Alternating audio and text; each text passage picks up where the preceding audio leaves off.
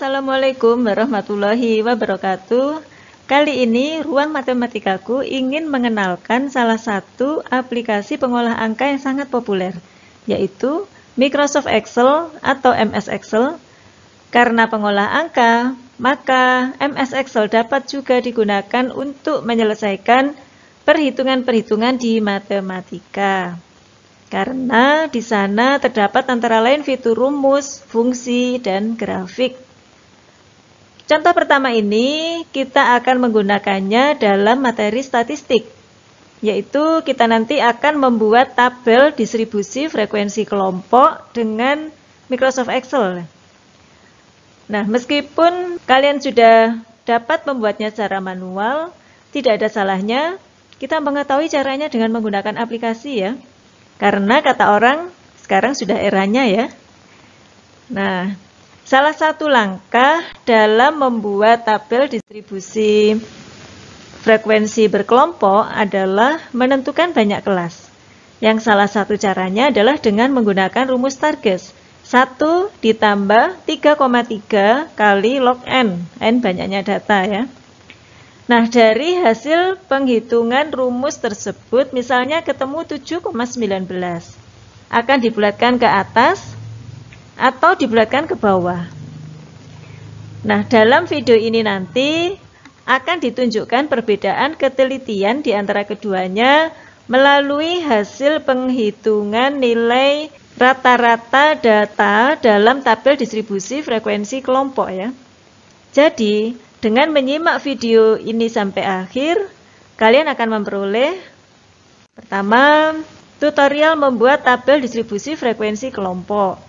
Kemudian yang kedua, tutorial menghitung rata-rata data dalam tabel distribusi frekuensi kelompok. Keduanya dengan Microsoft Excel tentunya ya. Yang terakhir, kita akan mengetahui perbedaan ketelitian jika hasil rumus Stargess dibulatkan ke atas atau ke bawah. Oke, yuk kita ke layar MS Excel. Nah, sekarang kita sudah berada di layar Microsoft Excel. Bagian atas ini untuk menu-menu perintah, kemudian bagian bawah ini bagian sheet. Kita bekerjanya di sheet ini ya. Terdiri dari beberapa baris dan beberapa kolom, banyak ya. Baris ditandai dengan angka-angka namanya, kemudian kolom ditandai dengan huruf-huruf besar ini. Nah, berapa baris yang ada? Ini banyak sekali ya. Ada 1.048.000 baris 576 ya. Sedangkan kolomnya juga banyak sekali. Jadi kalau kolom A sampai Z itu ada 26, maka namanya berulang menjadi AA, AB, AC dan seterusnya sampai kolom XFD ya. Jadi banyak sekali. Jadi kalau kita lihat sheet kita itu luas sekali dan kita hanya bekerja di pojok kiri atas bagian kecil saja ya. Oke. Nah, di sini ada nilai-nilai yang menempati sel-sel. Sel itu paduan antara baris dan kolom. Namanya adalah kolom baris ya, jadi A1, B1, B2 dan seterusnya. Nah, di sini ada istilah ring, yaitu kumpulan dari sel. Kalau memang ingin kita operasikan nilai-nilai dalam sebuah ring, maka kita bisa beri nama lebih dahulu ringnya dengan disorot ya. Kemudian di bagian alamat ini kita beri nama misalnya data 0 misalnya begitu ya. Enter. Nah, maka kita mempunyai nilai-nilai ring data 0 ya. Nah, kita akan mulai menghitung rata-rata data nilai ini dengan menggunakan tabel distribusi frekuensi. Ada dua macam yang akan kita selidiki nanti menurut aturan Stargess ya, yaitu dibulatkan ke atas ataukah ke bawah. Kita coba dulu mulai dari banyak datum, yaitu kita awali dengan tanda sama dengan ya, count A, kemudian data 0 yang kita hitung, enter. Nah, maka banyak data adalah 40, jadi seperti ini. Kemudian data terkecil kita menggunakan fungsi min, enter. Data terbesar kita menggunakan fungsi, jadi ini namanya function atau fungsi, sudah tersedia di Excel ya. Nah, ketiga rumus yang barusan kita ketik adalah kita menggunakan fungsi. Jadi ini tempat mengetikkan rumus atau fungsi atau teks ya. Jadi tempat entry data itu di tempat ini. Nah, kemudian untuk range atau jangkauan kita akan ketikkan rumus yang berisi alamat sel ya. Jadi meskipun kita akan menghitung 99 dikurangi 40, namun yang kita ketik adalah alamat selnya. Kita awali dengan sama dengan juga. Sama dengan, kita klik saja, tidak usah mengetik alamat selnya. R3 dikurangi R2. Kemudian enter. Nah, akan ketemu 59. Oke.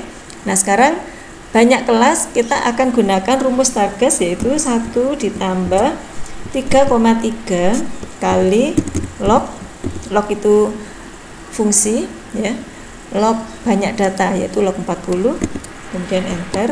Nah, ketemu 6,29. Nah, di sini kalau kita bulatkan ke atas, kita bisa menggunakan round up. Ini ya. Jadi kalau kita mengetik ini sudah muncul ya.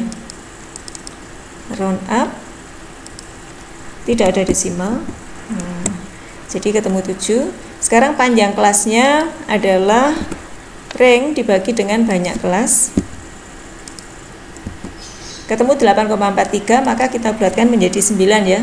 Langsung boleh pakai round up juga boleh karena ini sederhana. Nah, sekarang kita akan membuat tabel distribusi frekuensi dengan banyak kelasnya 7 dan banyak kelasnya 9. Nah, di sini sudah kita tetapkan batas bawah kelas pertama 38, maka batas atasnya adalah batas bawah kelas itu ditambah panjang kelas, kemudian dikurangi 1. Nah, kemudian kita juga berikan batas bawah kelas berikutnya, yaitu batas atas kelas sebelumnya ditambah 1. Sekarang kita copy. Ini juga kita copy.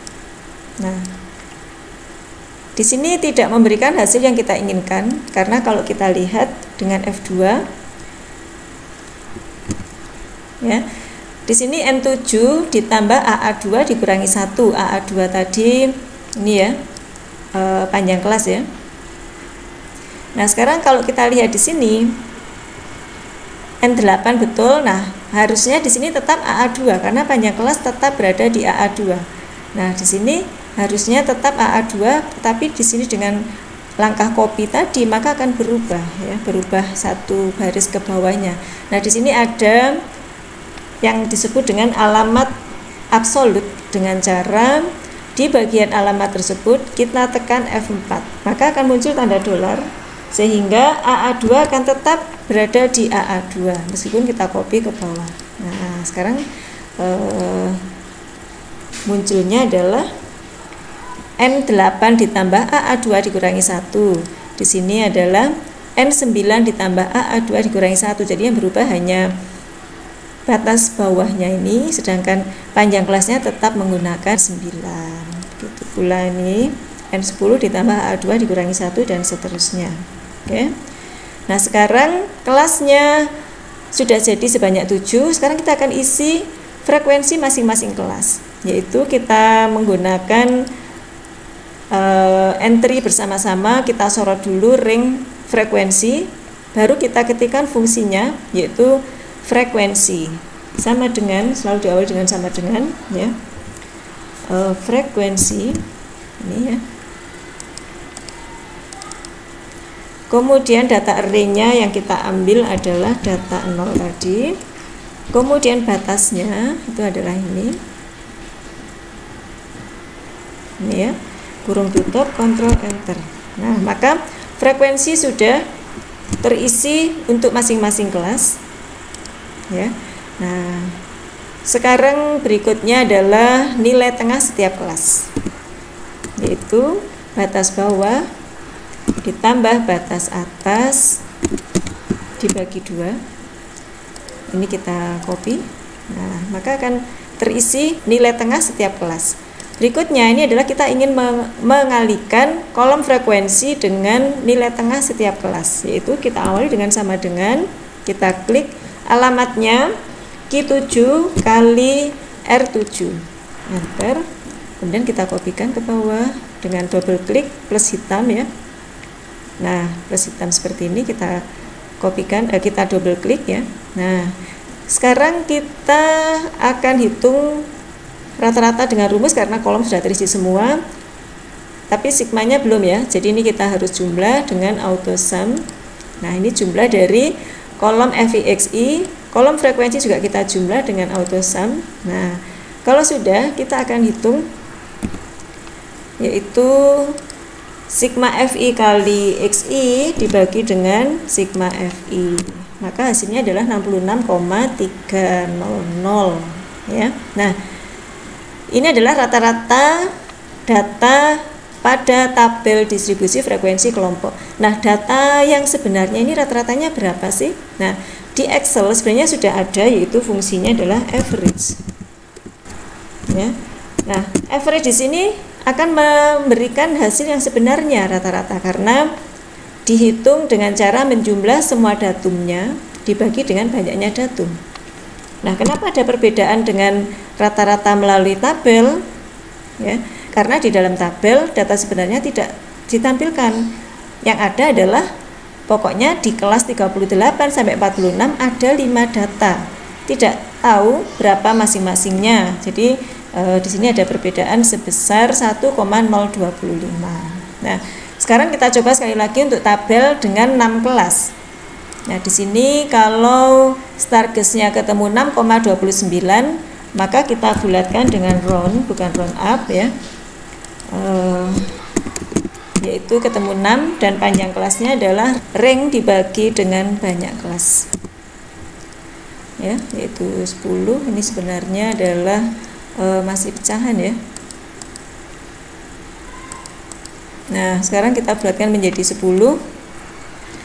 Pakai langsung juga boleh, round juga boleh, round up ya. Langsung saja 10. Nah, sekarang kita berikan batas atas kelas pertama, batas bawahnya sudah kita tetapkan 40, yaitu batas bawah ditambah panjang kelas dikurangi 1, panjang kelasnya kita absolutkan, kemudian dikurangi 1. Ini batas atas kelas sebelumnya ditambah 1, kita kopikan ke bawah. Oke, nah sekarang untuk mengisi frekuensi kita gunakan function frekuensi. Data array-nya adalah data 0, kemudian batasnya kita gunakan ini, Ctrl Enter. Nah, ini sudah terisi frekuensinya. Kemudian nilai tengahnya, nah ini kita bisa kopikan dari sel lain. Nah, ini enaknya Excel, kita bisa kopikan rumus yang berisi alamat sel. Jadi kalau di sini N7 ditambah P7 dibagi 2, kalau kita kopikan di sini otomatis akan berubah sesuai dengan polanya, yaitu menjadi V7 ditambah X7 dibagi 2. Ya, jadi sesuai dengan, kalau ini tadi dari pengetikan kita ambil rumusnya itu dari berapa kolom di sebelahnya ya. Maka di sini juga begitu. Kita juga ambil berapa kolom dari sebelahnya entry yang baru ini. Jadi sama, jadi berubah menjadi V7 ditambah X7. Kita kopikan. Kemudian ini juga begitu, kita kopikan saja. Kita kopikan ke bawah dan kita jumlahkan. Frekuensi juga kita jumlahkan. Nah, kemudian kita hitung rata-ratanya. Nah, ketemu 68,750 untuk rata-rata dengan 6 kelas. Ternyata jika aturan Stargest 6,29 dibulatkan ke atas, banyak kelasnya menjadi lebih banyak, maka hasil penghitungan rata-ratanya lebih mendekati ke rata-rata yang sebenarnya. Sedangkan kalau banyak kelasnya lebih sedikit, karena tadi Stargest dibulatkan ke bawah, maka hasil perhitungan rata-ratanya selisihnya lebih besar. Jadi Seperti ini kita bisa menunjukkan kenapa beberapa referensi aturan Starkes itu lebih baik dibulatkan ke atas, bukan mengikuti aturan pembulatan pada umumnya. Nah, sekarang ini kita coba untuk 70 data. Kita beri nama karena disitu sudah saya isi dengan rumus-rumus. Nah, ini 70 data bernama data 2. Nah, di sini sudah kita ketikkan kon A data 2, caranya sama dengan tadi, hanya saja datanya adalah 70 datum curah hujan ini ya, data 2. Nah, di sini kita akan menguji 8 kelas dan 7 kelas. Untuk yang 8 kelas panjang kelasnya 7, untuk yang 7 kelas panjang kelasnya 8. Maka caranya sama dengan tadi ya. Rata-rata yang sebenarnya adalah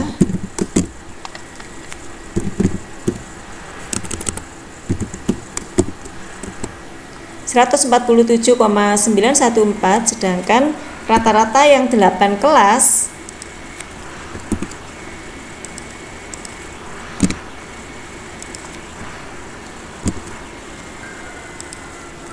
jadi XS ditambah sigma FI UI dibagi dengan sigma FI kali panjang kelas, hasilnya adalah 148. Jadi ini harusnya UI kali FI ya.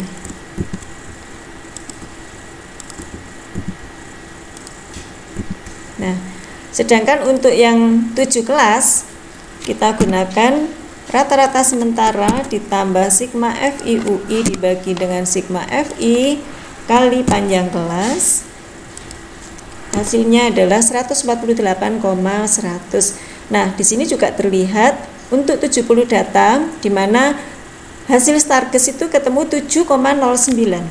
Jadi kecil sekali bagian desimalnya. Juga ini jika kita bulatkan ke atas, banyak kelas menjadi 8, hasil perhitungan rata-rata menjadi lebih baik daripada jika 7,09 dibulatkan ke bawah menjadi 7 kelas. Ya. Jadi di sini untuk 8 kelas selisihnya ke rata-rata sebenarnya adalah 0,086. Untuk yang 7 kelas selisihnya ke rata-rata yang sebenarnya adalah 0,186. Ya. Jadi seperti ini kita sebatas menunjukkan dengan Microsoft Excel. Aturan Starkes itu lebih baik dibulatkan ke atas atau ke bawah untuk ketelitian penghitungan data kita ya, untuk memberikan informasi yang lebih akurat tentunya. Bisa dicoba untuk banyak data yang lain di mana aturan Starkes menghasilkan desimal yang di bawah 0,5. Kalau di atas 0,5 tidak masalah ya. Nah, oke.